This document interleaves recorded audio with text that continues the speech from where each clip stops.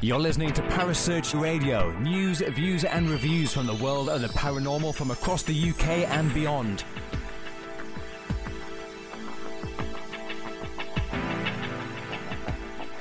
Find us on Facebook, Twitter and the World Wide Web. Parasearch UK Radio.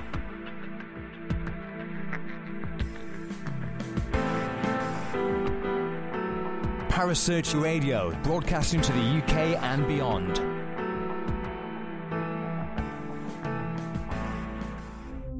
The views and opinions expressed by presenters and guests are their own and do not necessarily reflect the official policy or position of Parasearch Radio or its affiliates and sponsors. Listener discretion is advised.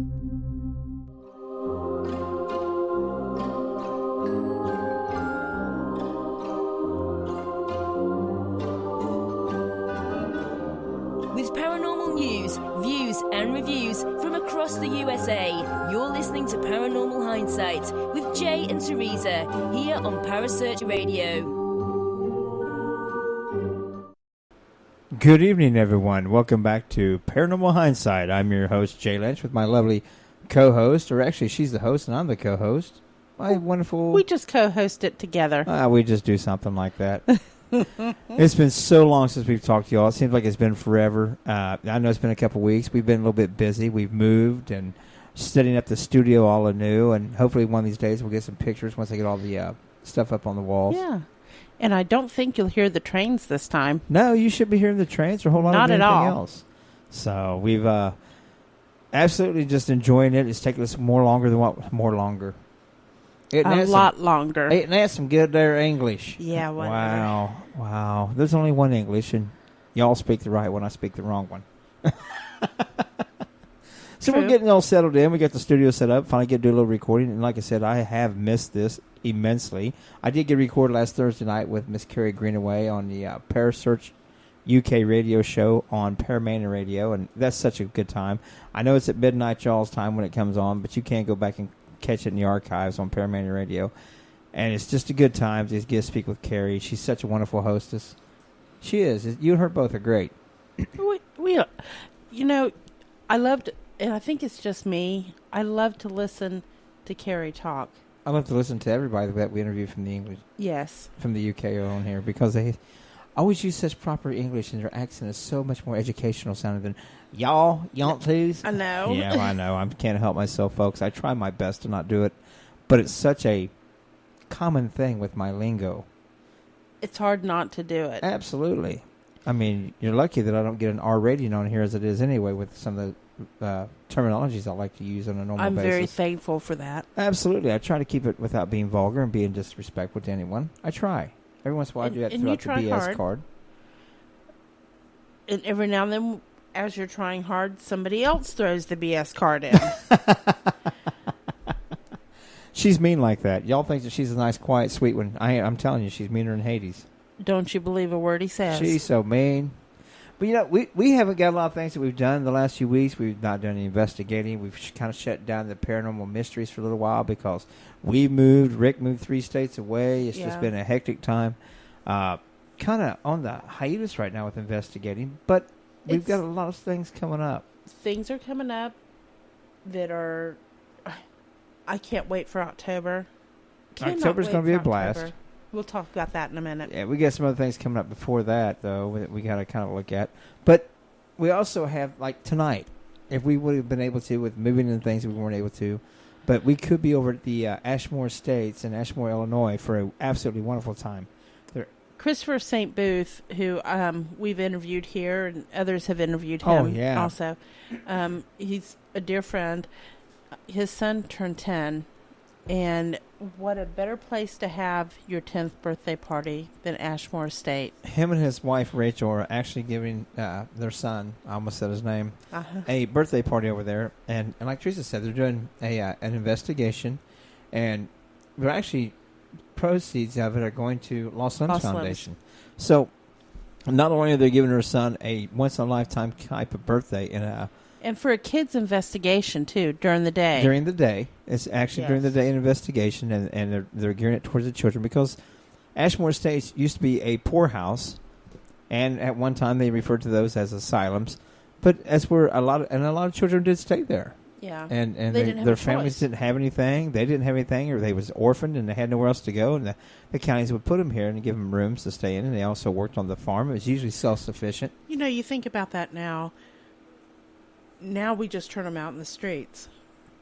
Well, it's inhumane to put somebody in a location like that. They say no. So it's better to leave them sleeping in their vehicle or in a cardboard box on the street. Right. Before we gave them a nice place to go, or tried to give them a nice place to go. Some of them don't have such good reputations, and that's just the thing. But I love how people buy into the hysteria of it and try to make every place that it was once an asylum or a poorhouse, they're all evil. Oh, they're so bad. They're bad caretakers, and they abused them. They did all this stuff. That truly didn't happen, and a lot of them. There was cases of it. I'll give you that. But people have stereotyped those kind of facilities to be nothing but evil and demonic, and for the lack of a better terms, I hate using that word demonic. But you get so many teams going to those locations, and they always find something bad. Yeah. There was a controversy around over here just in Indiana not too long ago where I went there with a team before it got sold to this group. The county still owned it. We had nothing but absolutely wonderful stories, and caretakers told us about it. And the one gentleman that we met, his mom and dad actually lived there for over 20 years and took care of the facility and all the patients or inmates or whatever they wanted to call them back then. And they did call them inmates sometimes. And they did. And they weren't there as prisoners. They just had nowhere to go. And a lot of the people there that was farmers in the community that had nowhere else to go could no longer tend to their farms, so they sold their farms and they moved into there. And they still had a working farm there that everybody worked on. They helped each other. It's something like you had to do by yourself. So it's been a long, different traversity of experiences with it. And then we get in there. We have nothing but wonderful experiences. And then we have a team come in after it gets sold to a private individual who opens it up for investigations. And the first people he had running it talk about how evil it was and how they had all this dark stuff and people were murdered. And we got none of that in the history that we could find. And I'm not saying that they made any of it up. I'm just saying we didn't find any of that. And it's not the stories that the community told us. So it was kind of wild. And there was a big controversy about it. And both teams ended up contacting the historian and trying to prove the other one wrong. And some people bought it on this side. Some people wanted to believe that side. And it became nothing but a bunch of drama. And I know that the paranormal field has a lot of drama. It's not just the paranormal field. Everywhere there's people, there's drama. Also, I was just going to say, everywhere has it. People should be used to it. People are buttheads. And a lot of people... I'm trying to be nice with what I want to really say. I'm trying to choose my words carefully. A lot of people thrive on drama. They like the attention that it gets them. Good or bad, it gets their location, whatever. They thrive on the drama part. They thrive on throwing other people under the bus. They thrive on throwing people out for whatever reason. Truth or no truth. They just like it. Oh, they also, and it doesn't matter what it is. I mean, they just want that attention, or they want to bring somebody else down. They think it builds them up or gives them empowerment. When truly it just makes them look belittled and ignorant. So, yes, it does. Ignorant. What a word. What a word. Ignorant. Yeah, I know. I'm saying it terribly, and they're going like, what in the hell is he talking about? So it's just a whole lot of that going on, and actually it's starting to die down. We were discussing that, when was that? Just the other day with Carrie. Yeah.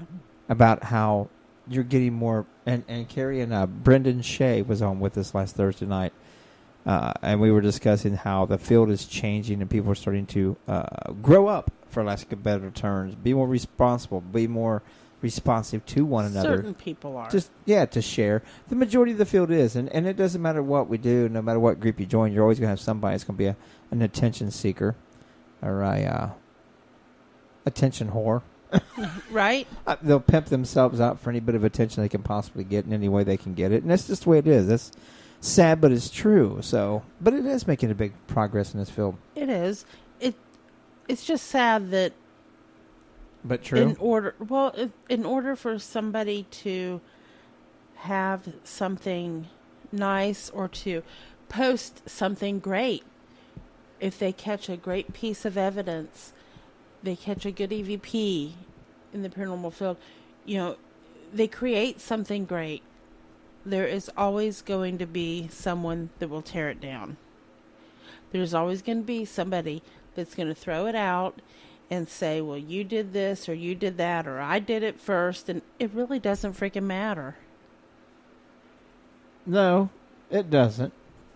But it's still going to happen. Oh, without a doubt it's going to happen. But like I said, it all comes back to people. And that's why a lot of people say they enjoy paranormal investigating. They have more trust and confidence in dealing with the dead than what they do with the living. That's true. I'm getting to where I think I'd rather commune with those that are dead than those that are living. You just can't trust anything that most of the living say. Well, it depends on the individual. And that's bad to say. I know it is, but it all depends on the individuals that you're dealing with. So, that's true.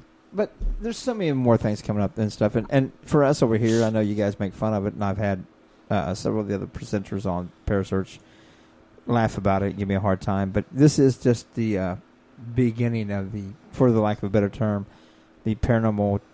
the season. Well, for conventions and shows. Yeah. It's like it really kicks off because for the summer months, it absolutely goes crazy around the United States for conferences and conventions. Well, I bet you somewhere... Because nobody likes to travel in the wintertime. Well, and I bet you somewhere there's one happening almost every weekend, whether it be a paranormal or metaphysical style convention, and they all tie in together. There's one happening somewhere. Talking about metaphysical. Ruh-roh. Oh, my gosh. Did I just segue into the next segment? You did. You're so good at that, baby. Here in Middletown, they have what they call First Friday, which is they're trying to build up the downtown area. So all the shops that are there, they stay open later. And you can go in and browse. They had a women's wine and chocolate walk. They've just done different things. Here soon they have a craft beer day. They actually, to gear the guys up to go around and go shopping and check out the little shops they do. To go with their wives. Yeah, the wives get to go along, and they actually have craft beers to serve to the guys at each location that's along the walk and stuff. So it's just something to enjoy. This last one was sidewalk art. Yep. And they had a lot of really good ones, too. Oh, yeah. But they opened up a metaphysical shop called The Living Tree. And you can find it on Facebook at The Living Tree. Not even what, Jay? Not 5 miles from where we live? Oh, absolutely. It's Teresa's close. all excited. I'm just all at Twitter because I went in there and... Twitter? You do Twitter? Oh, okay. No. It felt so great in there. The energy was amazing. She's already sucked up to the two owners, brown nosing it. I didn't have to. We Whatever. just kind of clicked.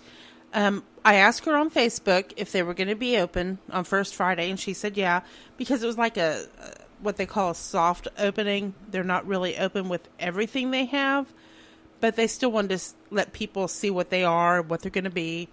So they're still getting a lot of things into the shop. But they have somebody there doing readings. They're going to have an herb closet, which I thought was really cool. They're going to have people there. They actually talked about me coming in and doing healings, which shocked the shit out of me. That doesn't sound enjoyable. Well, I just wasn't expecting it. They have jewelry there. They're going to have stones. They're going to get more jewelry in. Yeah, they have books. Essential oils. I asked her if she had one that was Nag Champa, and she said, well, I've got one similar to it. It's just Champa flower. I said, well, let me smell it. And it smelled really good. I was like, well, I'll go ahead and take that.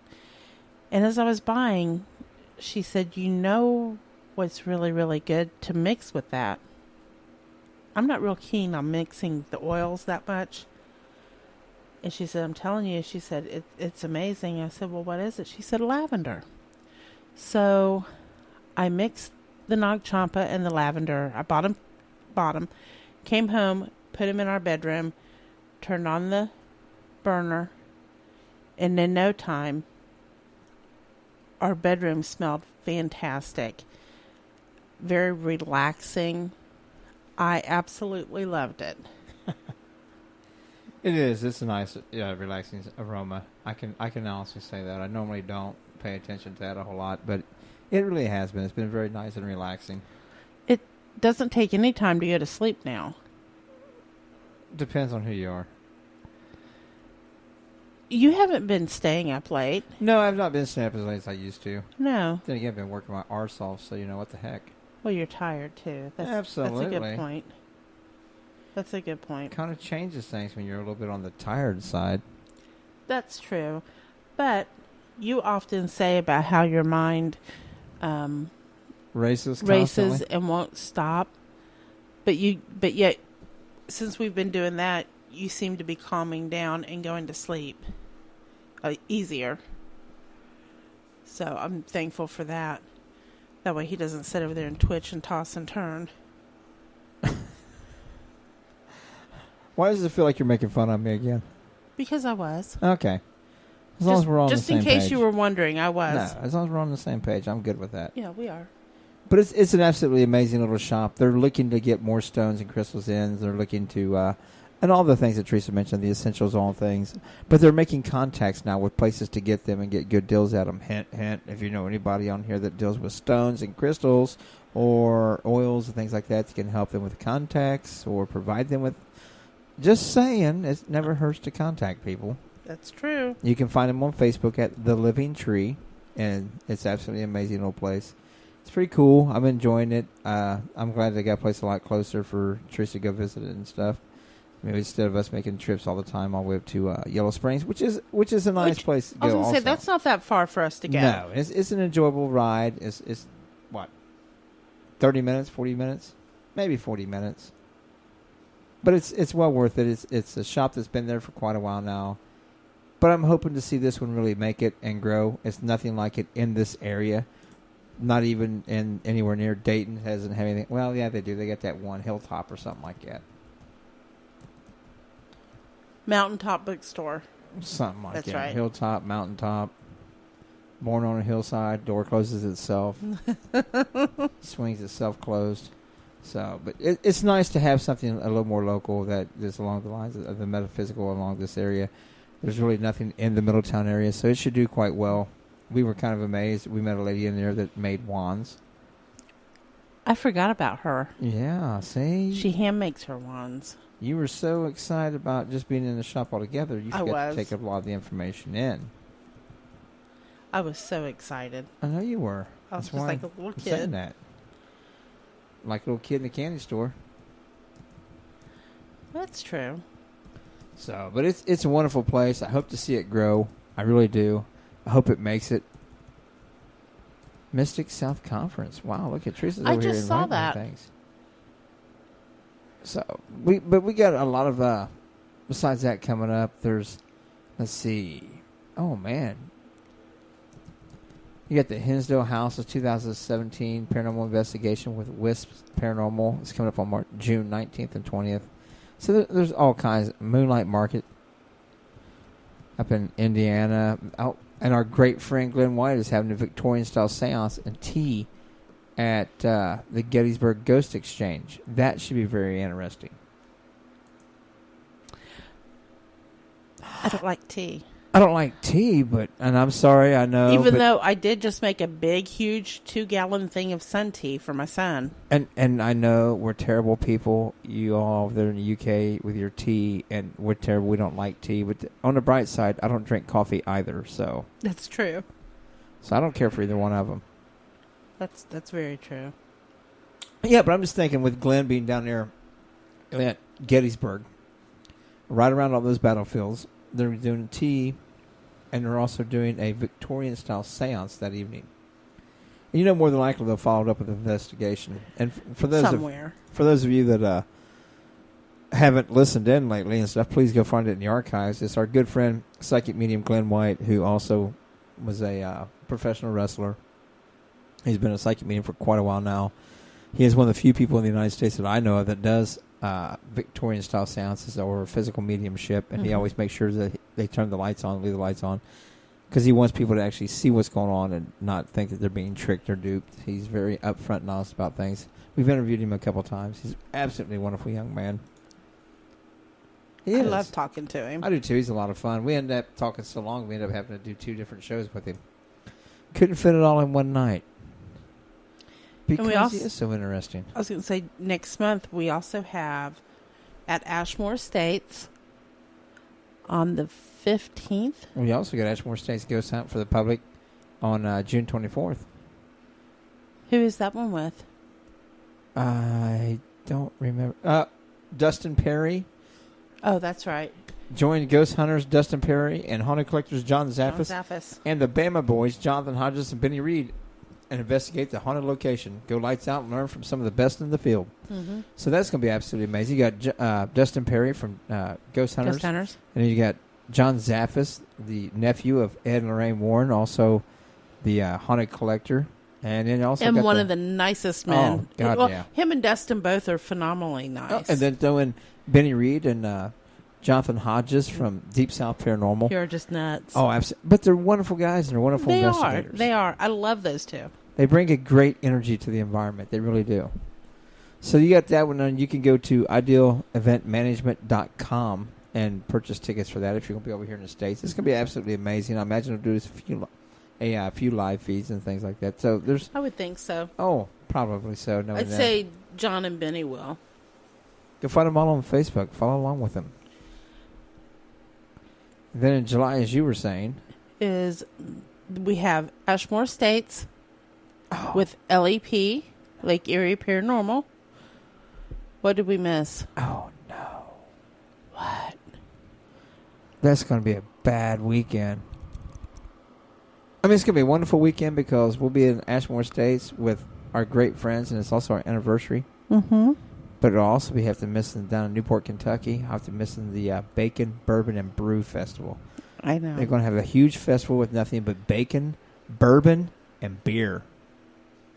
I know. And I got to miss that? Yeah. We're going to be in Illinois. I'm throwing out the party foul card. I'm sorry. Maybe you can. Maybe we can have bacon and bourbon and brew at Ashmore. Oh man! After the investigation. After the investigation, a little bonfire going on outside. Yeah. But because with most locations, the owner Robin Terry does not let you investigate if you've been drinking. Nope, will not let you inside the building if you've had any kind of alcohol. Mm-hmm. But there is a situation there that I'm still wanting to experiment with. I got my head touched? Well, not so much that, where people make this, in my opinion, and I'm going to say ridiculous claim that you cannot investigate and consume alcohol or things like that. And I get being respectful in somebody's private residence. I get all that. I understand all that side of it. But my thing is when they throw out the fact that if you drink alcohol, you're more apt to be possessed. I think that's ridiculously stupid. I think it's the fact that if you drink alcohol, you're more likely to fall down and get hurt. And then that's a liability for the location owner. Well, not just that, but I'm just saying. And there's like the Stanley Hotel, one of the most haunted locations in the world, according to some. Definitely is one of the most hauntedly active locations in the United States. Mm-hmm. It is where they filmed The Shining with Jack Nicholson in Estes Park, Colorado. Yes. And it's absolutely one of the most active locations in the United States. And here they are. You got this wonderful facility, this absolutely beautiful hotel. It's still a very active hotel. You have numerous business meetings out there. They have a full bar. They have a restaurant with a bar. They have all these things going on. Many businessmen go out there and other people out there visiting on vacation stuff get falling down, staggering, stupid drunk. And nobody's reported ever being possessed. So when they make these claims that you never drink when you're investigating, what if we lived in a haunted location for 4.5 years and I drank? I got falling down drunk sometimes with some moonshine. Of excess. Yeah. And I'm still not possessed. So I want to do a controlled situation on that. I would love to find the location that will allow that to happen to where we have somebody that drinks nothing, somebody that drinks 2 or 3, and somebody that drinks 5 or 6, and see the possibility of whether one of them comes out with any kind of an attachment anymore or possession. I find it so asinine and absolutely ludicrous. I think the experiment would be stupid because it's not going to happen. No. But it would be just a chance for you to drink. Yeah. Light bulb came on there, guys. Ding, ding, ding. But I would not even consider doing this if it wasn't for the fact of people making the ridiculous statements that if you drink in a haunted location, okay, now we go with the other thing. Haunted location. With all the people that have passed over all the centuries that the earth has been here, and everybody says they're everywhere because there's so many of them, every location is a haunted location. Every location has a spirit near it or around it. That's true. So no matter where you go or what you do, there's a spirit close to you. So anybody that's ever going to drink alcohol again will be possessed. Give me a freaking break. I know. Sorry, folks. I got on my bandwagon again. I just can't help it. It's the idiocy that we have to endure sometimes within this field, and the superstitions and fears that people allow to bring into it, and then claim themselves to be professional about it and being open-minded. You cannot be open-minded when you're closing yourself off to concepts and ideas like that. You cannot sit there and say that the Ouija board is a portal to hell and demonic possession, all this stuff, when there's no proven cases of anybody ever being possessed by it. Everybody knows somebody that knows somebody that knows somebody. But if you actually do some research and stuff, you can find no proven cases, not even by the Catholic Church, of demonic possession associated and tied to the Ouija board. That's it's true. Just not there. No. It's all superstitions and fears from a movie in the 1970s. And eventually, we will be able to talk with Robert Murch. Cannot wait for that. We've tried several times, and we just cannot make it happen. I don't know if it's a time difference or what, but I promise you, it will work out. It will work out. It will work out, and we cannot wait because I have so much to ask him about. There's he would be somebody that I would definitely want to learn from. Mm-hmm. His knowledge and history of the boards, his collection is extensive. So he is somebody that I would definitely want to take the time to pick his brain. I would love to be in a situation where I could actually see him working with a board. I think that would be absolutely amazing. I've not actually worked with a board. I've not either. I mean, I take that back. We did a little bit with Callie Sherrill. Right. With Callie we have, but I didn't really touch the board. No, I did. And we have on another location. Slightly. But I want to delve into it, but I want to do it with somebody that can tell me what to do. That can show me. Basically, I want somebody to show me the ropes on it. Is basically what I want. I like how people are over and over here. About the end time you mentioned the word Ouija board, they all go unglued. But if you say it's a pendulum board, they're not as bad. No, they're not. If you say it's a pendulum mat, it's okay. Even though now you're not using a planchette, you're using a pendulum, they're okay with that. That's not the same. Right. It's a talking board. It's a spirit board, whichever one you want to call it. But you name it by the game name, Ouija, and oh my God. And blasphemy, bastard. And I've got a pendulum board. And you got a talking board. It's not the Ouija brand. No.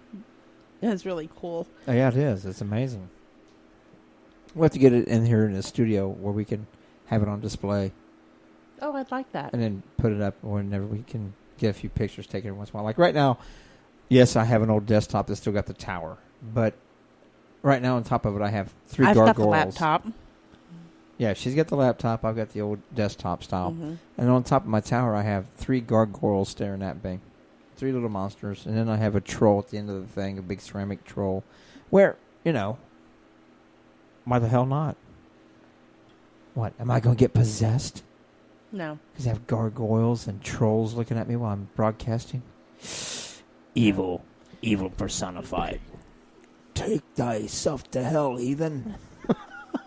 Oh, Lord help me. Well, they always said I was going to hell in a handbasket. I'm just waiting for him to get the handbasket finished. It's going to be a bit. So, but it's just some of the things that absolutely drives me absolutely crazy on this side, where we deal with and have to work around the superstitions and fears that is absolutely ridiculous. It's becoming asinine. And I get that, and I'm not trying to be disrespectful to anybody. I get that spirituality, it's a spirit, it's a ghost, it's a spirit, and spirituality is involved. And everybody associates their interaction with the spirits by their religious backgrounds and beliefs. But like I tell Carrie every once in a while when we're talking and stuff, I said, well, she goes, we don't seem to have as much of that over here. I said, because all your religious fanatics left over there and came here. So now we have to deal with them. 200 some years later, we still got to deal with them. So it makes it a little interesting. It does. I just get tickled, like your mom, for example. Oh, God. I love my mother. She's the most wonderful woman in the world. Well, I don't know about that. She used to kick my arse on a daily basis. Yeah, but you deserved it. Yeah, I know, but that doesn't make her...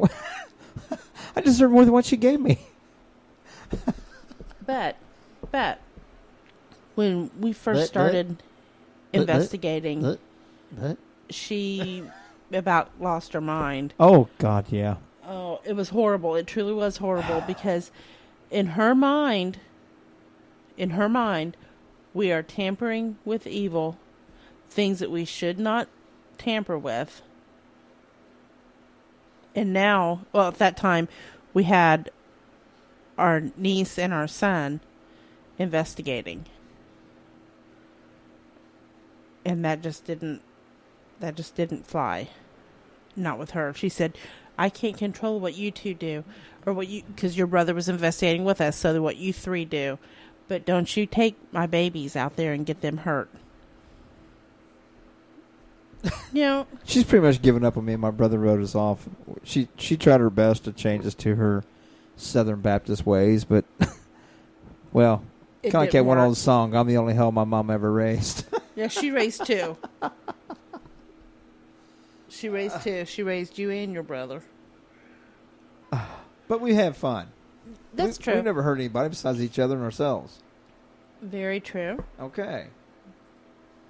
But it's just amazing the stigmata that we have to endure, and I know it can't be just over here. They have to have some over there, but for the most part, by listening to Carrie and Paul and Carrie Ann and all the rest, and Mark Manley and a bunch of the other presenters from over on the UK side, that you guys don't have it as in depth and as psychotic as what we have it over here. It's amazing. You'll have some of the most rudest people bagging on you about paranormal investigating or metaphysical things, that and the most hateful and most staunchest ones about it will be the ones that profess to be religious. Yes. They're the most brutal and most asinine about it. Except for the one on your page at one time when I posted something about being a witch. Oh, good Lord. This guy that I went to school with in high school, graduated with him, haven't talked to him in years. We became Facebook friends just because of a group that we were on mutually for our high school class. So Jay posted this thing about me being a witch on my Facebook, and this guy got all bent out of shape and in all caps. Y'all know how, like, if you type in all caps, that's on Facebook, that's yelling. And I did the air quotes with that too, in case you couldn't see. So he was like yelling, Jesus is the answer. Of course, me being the smart mouth that I am, and all I kept caps. I kept the language out of it. I didn't did. use any foul language, but I said I didn't ask a question. So I haven't talked to him since. He didn't unfriend you, though. No, he did not. I imagine he blocked me. I'm sure that he has. I get that a lot. Unfollowed me, which is fine. Oh, absolutely. He has don't that care. right. So, what I've been talking about that I'm so excited about is in October 27th through the 29th Halloween weekend, we get to go to New Orleans. Hopefully, everything continues to work out in that direction. Haunted Bourbon Paracon is coming on. The first Paracon in New Orleans. And they are raising money for this for the New Orleans 8th District Police Department, which is a very great thing to do. So with it being a charity thing, of course Jay and I are going. But they're doing, one night is the pub crawl, and one night is like a haunted historical location. Vampire. No, the pub crawls with the vampire. Oh, darn. That's us. We get to go. Well, Sasha that is running it, putting everything together, she said, you guys are the only ones that will drink. I'm like, yeah. So we get to go on a pub crawl with a supposedly famous vampire down there and get drunk in New Orleans on Halloween weekend. I cannot wait. I am so stoked.